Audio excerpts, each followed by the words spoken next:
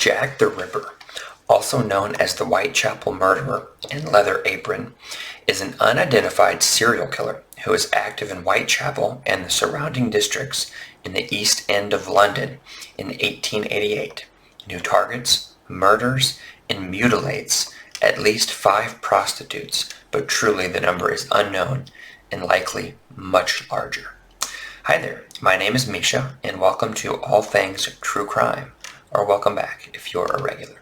If you enjoyed this video, please remember to like it, share it, comment, and subscribe to my channel so you won't miss my next video. And then ding the bell, that way you will get notified the next time I upload. That's All Things True Crime. It's truly chilling. Okay, so it's mid-19th century, and Britain is experiencing a massive influx of Irish immigrants. As a result, the populations of major cities swells, including the East End of London. At the same time, around 1882, Jewish refugees are fleeing Tsarist Russia and other areas of Eastern Europe due to the pogroms, and they're all immigrate here as well. Consequently, the Whitechapel parish in London's East End becomes more and more overcrowded, with the population growing to around 80,000, and then 6 years later, by 1888, the population is around 900,000 in London's East End, with 250,000 of them being in Whitechapel. At this point, London is the largest capital city in the world and the center of the British Empire. Queen Victoria has been on the throne for over 50 years, and Victorian living is in full swing. The East End is going through a huge change. New restaurants, music and concert halls, and hotels are just popping up everywhere you look. So, Whitechapel's booming. It's super crowded, and it has mazes of roads, alleyways, and courtyards, all lit by a single gas lamp. So the streets are very dark at nighttime. By October 1888, it's estimated that Whitechapel is home to 62 brothels and 1,200 prostitutes. Enters Jack the Ripper. Stretching from April 3, 1888 to February 13, 1891, 11 murders are investigated by the London Metropolitan Police Service and collectively known by them as the Whitechapel murders. Opinions vary as to how many of these are actually the work of Jack the Ripper, and at different points in time, the number of victims ascribed to him varies. However, with that said, it is widely believed and accepted that he is responsible for what are known as the Canonical Five. These 5 are most closely linked with things like deep slash wounds to the throat, progressive facial mutilations, extensive abdominal mutilation, genital mutilation, and organ removal. Okay, this guy's nuts. Throughout the murder spree, these become distinct features of his MO. Note that most, if not all of his victims are prostitutes. Women are being attacked in the East End all the time, and so it becomes even more difficult for investigators to come up with an accurate number of victims of Jack the Ripper. So as for the 11 victims, the first 2 victims, Emma Elizabeth Smith and Martha Tabram, are not part of the Canonical Five. Emma is robbed and sexually assaulted on April 3, 1888, on Osborne Street. She's beaten in the face, her ear gets cut, and the attackers insert a blunt object into her lady parts. She survives the assault, but dies the next day from the sexual assault. Her case is more attributed to general gang violence rather than the Ripper, since she states she was attacked by 2 or 3 men. Martha Tabram is murdered on August 7, 1888, on a staircase landing in George Yard. She is stabbed in her throat, lungs, heart, liver, spleen, stomach, and abdomen, for a total of 39 stab wounds. She isn't raped, although there are additional stab wounds found on her chest and her lady parts. While not part of the Canonical Five, she is thought to be a victim of Jack the Ripper due to how close her murder is in location and date to the other murders, also due to the lack of an obvious motive and just the savagery of the murder, really. Her murder is not thought to be committed by Jack due to the difference in wound pattern. Her throat isn't slashed and her abdomen isn't opened up, so, who knows? Maybe he's still establishing his MO at this point. Maybe he didn't attack her. Now for the canonical five. Mary Ann Nichols, Annie Chapman, Elizabeth Stride, Catherine Eddowes, and Mary Jane Kelly. On August 31, 1888, at around 2:30 a.m., Mary Ann Nichols gets out of a shared bed at a common lodging house on Thrall Street in Spitalfields and starts walking towards Whitechapel Road. Okay. Shared a bed in the common lodging, that's just, we could talk about that for a little while, yikes. Her bedmate, Emily Holland, sees her at the time she leaves the house. Her body is found around 3:30 in the morning on Bucks Row, now called Durward Street, in Whitechapel. There are 2 deep cuts on her throat, one of which cut all the way through to her spine. She has 2 stab wounds to her lady parts, and her lower abdomen is partly torn open, leaving her bowels protruding from a deep and jagged wound. She has sustained additional downward abdominal stabs as well. A short week later, on September 8, 1888, Annie Chapman's body is found around 6 a.m. in Spitalfields. Just like Mary Ann Nichols, her throat has been cut with 2 deep cuts, and her abdomen has been sliced open, with parts of her stomach flesh being placed on her left shoulder, and more flesh, plus her small intestines, being placed on or above her right shoulder. Okay, guys. Crazy. Upon the results of the autopsy, it is confirmed her uterus and parts of her vagina and bladder have been removed. During the investigation, a witness says at around 5:30 a.m. she saw Chapman near where her body was found, and she was with a dark-haired man wearing a dark overcoat and a hat. This witness says she overheard this man ask Chapman, "Will you?" to which she replied, "Yes." Oh, super specific, thank you. Next up, Elizabeth Stride and Catherine Eddowes. They are both murdered early morning, September 30, 1888. Stride's body is discovered around 1 a.m. in Dutfield's yard in Whitechapel.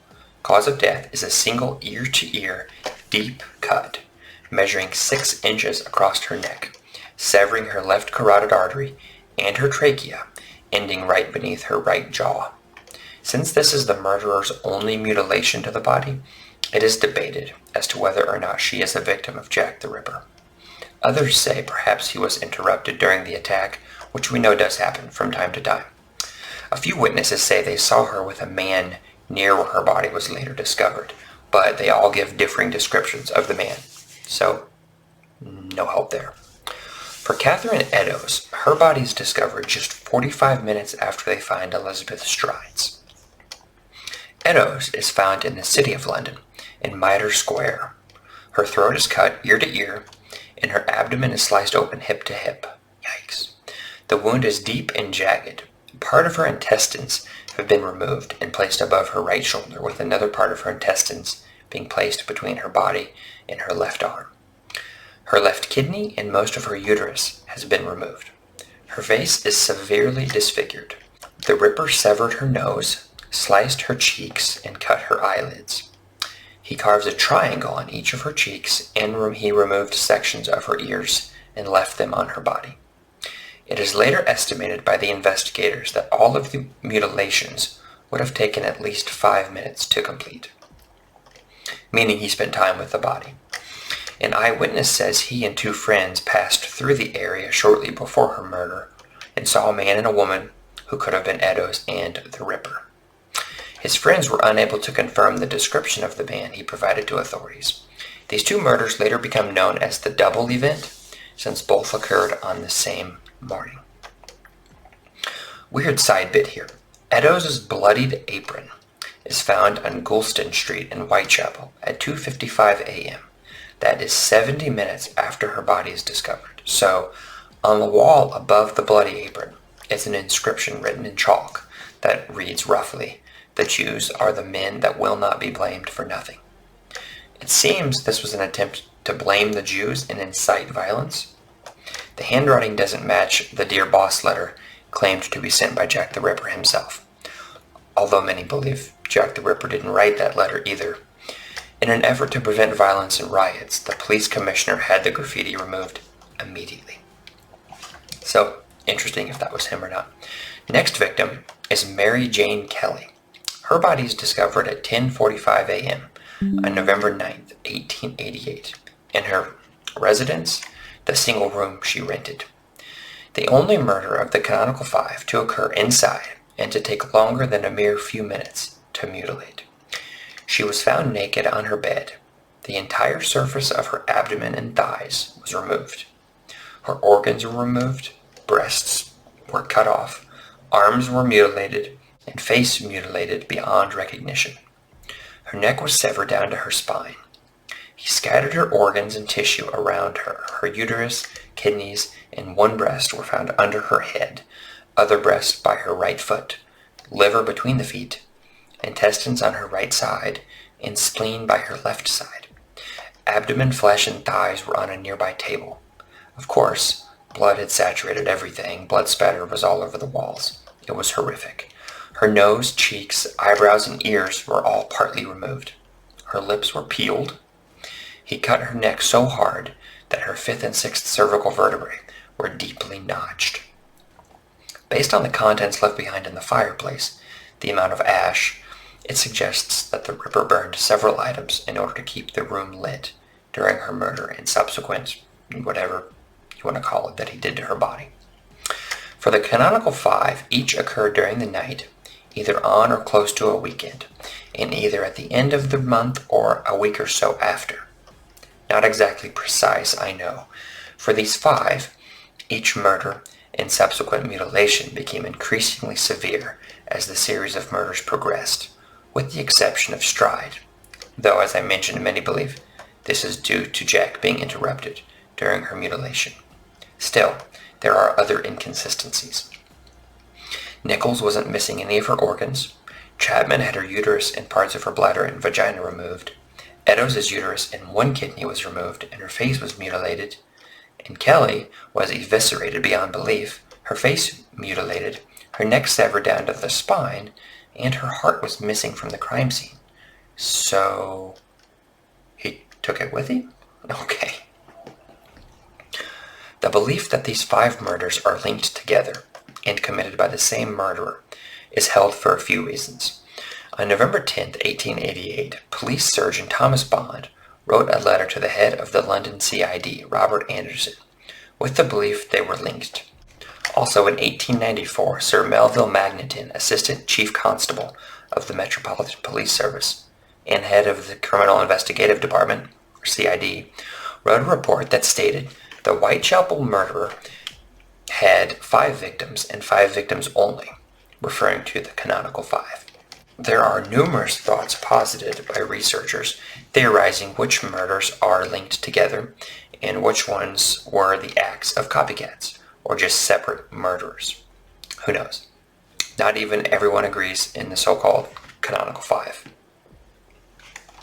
Again, who knows, right?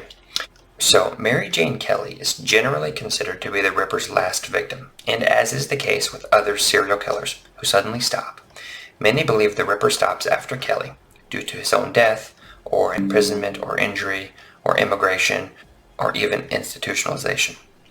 The Whitechapel murder file details an additional 4 murders that occur after the canonical 5. Rose Mylett, Alice Mackenzie, the Pinchin Street Torso, and Francis Coles. On December 20, 1888, Rose Mylett's body is found hanging in Clark's Yard, a place busy with workers during the day and prostitutes of a night. She was strangled.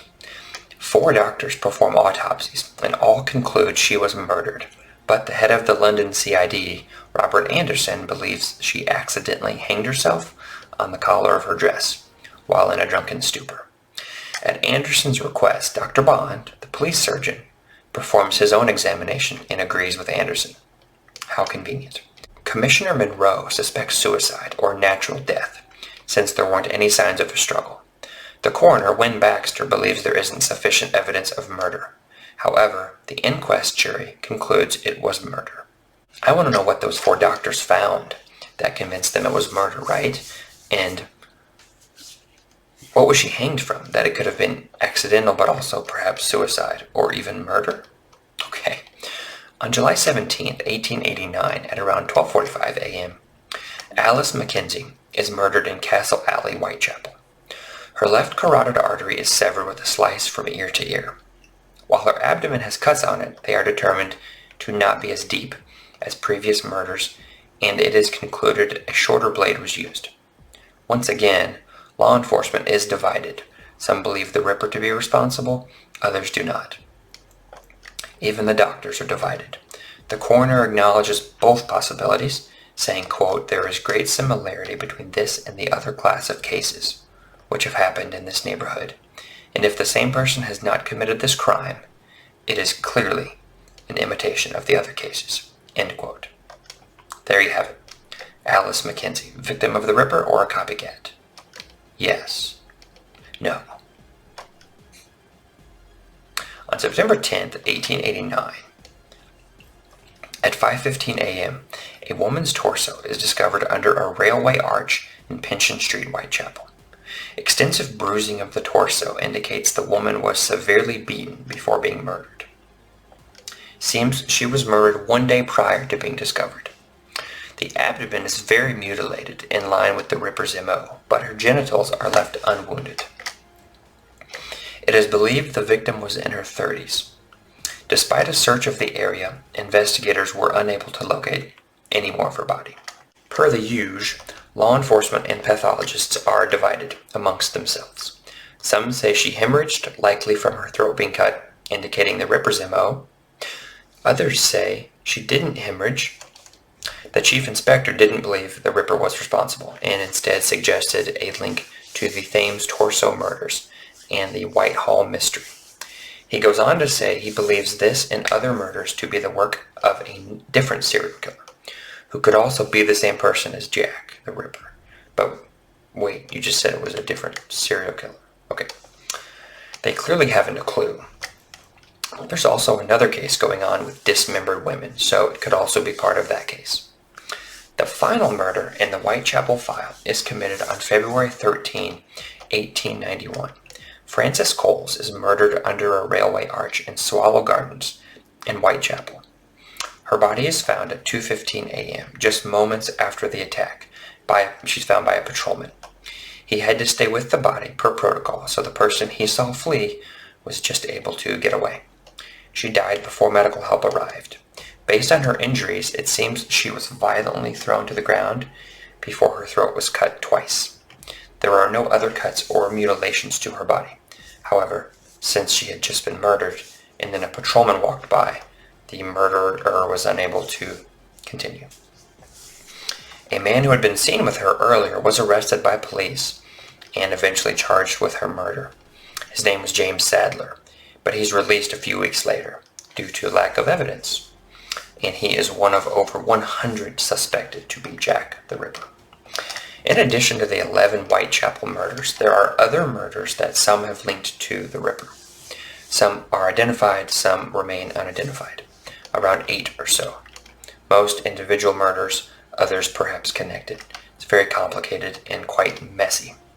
As I mentioned a few minutes ago, there are over 100 Jack the Ripper suspects. Experts don't even find one theory to be persuasive enough, and since so much time has passed, the murderer will likely never be identified. Due to all of the eviscerations, many believe the murderer to be a physician, or even a butcher. Others strongly disagree due to the jagged wounds not being precise and professional. Local butchers and slaughterers were investigated and eliminated as suspects. Over 2,000 people were interviewed, nearly 300 were investigated, and there were 80 men detained. During this time, police find several strong suspects, but none are ever formally charged. The concentration of the murders around weekends and public holidays, and then geographically concentrated, lead many to believe the Ripper has a full-time, regular job and lives locally. Others believe he is a well-educated, maybe an aristocrat or doctor, who travels to Whitechapel from a nicer area to commit his crimes. Since so much time has passed, basically anyone remotely connected to the case is considered a suspect. Experts and authorities can't agree on any one suspect, so the case remains unsolved. Several hundred letters were written to the police and newspapers during the Whitechapel murders, and hundreds claim to be written by the Ripper himself. Most are considered hoaxes, but a few carry a little more weight. In the Dear Boss letter, dated September 25th and postmarked September 27th, 1888, Jack the Ripper claims he will clip the lady's ear off. Then a few days later, Edo's body is found with a piece of her ear removed. Kind of makes you wonder. This is the first time the name Jack the Ripper is used, and it is used by the writer of this letter. Throughout the years, DNA evidence has been used to identify the murderer. Mitochondrial DNA is what's been used, and without getting into it too much, generally you can exclude people with mitochondrial DNA, not include people. And upon closer analysis of these studies and various analyses, critics have concluded that no one person has truly been identified. In testing DNA on evidence that has been 100% preserved throughout the years, it's just not going to happen. It's not been preserved that well. But if I had to pick just one lucky suspect out of over 100, that's difficult. But I think I would maybe land on this guy. Montagu John Druitt is an English barrister and educator who hails from an upper middle class English background, who studied at Winchester College and Oxford University. He resides a few miles from Whitechapel during the murders, and his chambers are within walking distance of Whitechapel. His suicide coincides with the ending of the murders. His body is found floating in the Thames 7 weeks after the final Ripper murder, Mary Jane Kelly. And investigators believe his body had been at the bottom of the river for several weeks, around the time of her murder. He has a family history of strong mental illness.